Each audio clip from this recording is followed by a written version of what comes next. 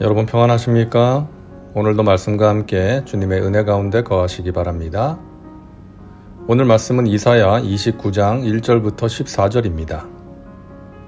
오늘 말씀은 아리엘, 예루살렘에게 주신 경고와 책망의 말씀입니다. 오늘 본문은 탄식의 감탄사인 슬프다로 시작합니다.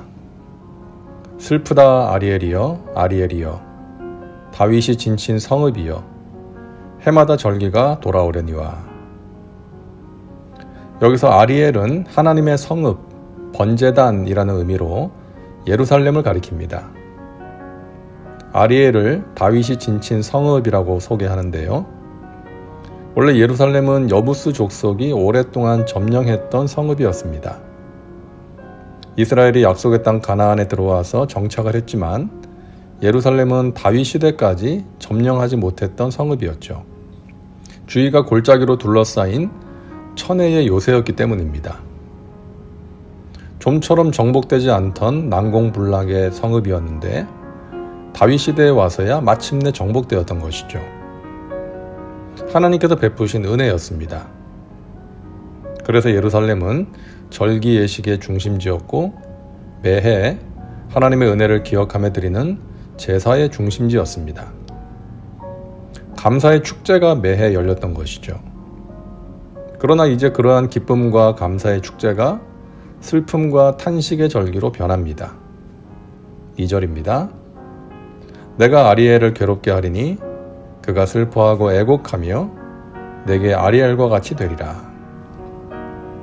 이제 아리엘은 하나님께 번제단과 같이 되어서 불살라 드려지는 애곡의 역사가 일어날 것입니다. 이것은 주전 701년에 일어난 아수르의 침공으로 이루어지죠. 3절입니다. 내가 너를 사면으로 둘러 진을 치며 너를 애워 대를 쌓아 너를 치리니. 적군이 사면으로 예루살렘을 둘러 진치고 대를 쌓을 것입니다. 이런 대군의 공격 앞에 예루살렘은 공포에 휩싸이게 될 것입니다. 4절입니다. 내가 낮아져서 땅에서 말하며 내 말소리가 나지기 티끌에서 날 것이라. 내 목소리가 신접한 자의 목소리같이 땅에서 나며 내 말소리가 티끌에서 짖거리리라.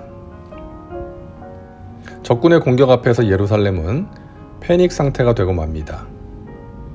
정신을 잃은 신접한 자의 목소리같이 나지막히 땅에서 짖거리게 될 것입니다. 하지만 그런 상황에서 하나님께서는 예루살렘을 위해 은혜와 능력을 베푸시는 하나님의 손길에 주목할 것을 말씀하십니다. 5절입니다. 그럴지라도 내 대적의 무리는 세미한 티끌 같겠고 강포한 자의 무리는 날려가는 겨 같으리니 그 일이 순식간에 갑자기 일어날 것이라. 하나님께서는 대적의 무리가 하나님 앞에서 세미한 티끌과 같고 바람에 날아가는 겨와 같을 것이라고 말씀하십니다. 예루살렘을 둘러싼 대적들이 순식간에 날아갈 것이라고 말씀하시는 것이죠. 6절입니다. 만군의 야훼께서 우레와 지진과 큰 소리와 회오리 바람과 폭풍과 맹렬한 불꽃으로 그들을 징벌하실 것인즉. 전능하신 하나님께서 우레와 지진과 큰 소리와 회오리 바람과 폭풍과 맹렬한 불꽃으로 그들을 날려버릴 것입니다. 실제로 예루살렘을 침공한 아수르의 18만 5천의 대군은 하룻밤 사이에 모두 시체로 변하고 맙니다. 그 결과 예루살렘을 정복해서 애굽 정복의 발판으로 삼으려고 했던 아수르의 꿈은 한여름밤의 꿈처럼 되고 맙니다.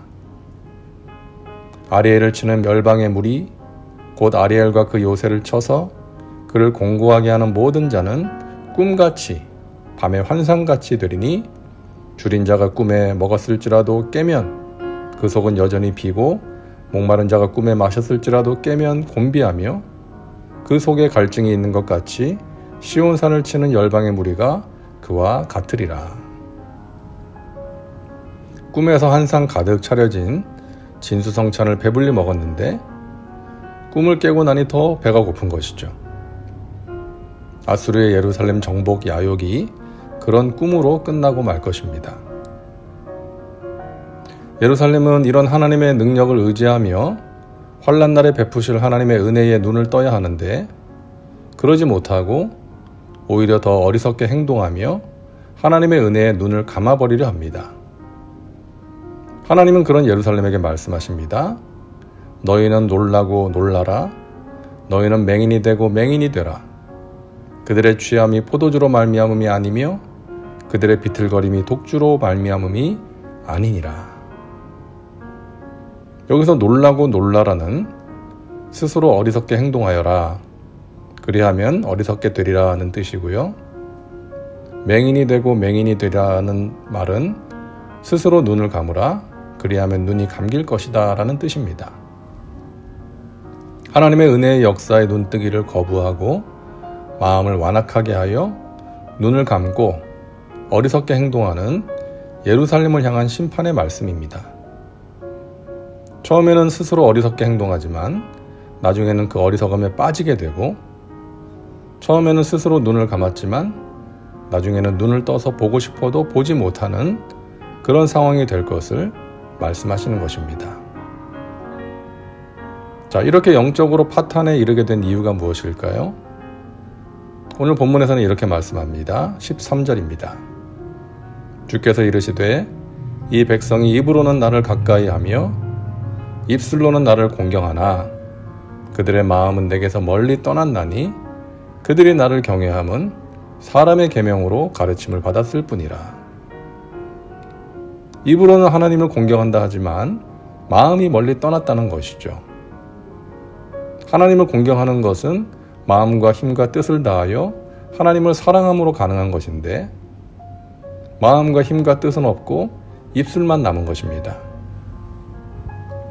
예수님께서도 당시의 종교 지도자들, 서기관과 바리새인들을 향해 이 말씀을 인용해서 말씀하셨죠.